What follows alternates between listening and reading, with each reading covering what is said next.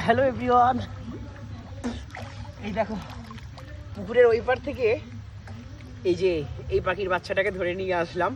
ওর মা বাবার সঙ্গে ঘুরছিল, জানি না এটা কি পাখি, বাট মুরগি বাচ্চার মতো দেখতে দেখো। আর এ কিন্তু প্রচণ্ড ভয় পেয়ে আছে, তাই একে বেশি নাড়াচাড়া করবো না, তোমাদের জাস্ট দেখানোর জন্য ভিডিওটা করছি। একে এখন আমি রিলিজ করে দেবো ওর মা বাবার কাছে।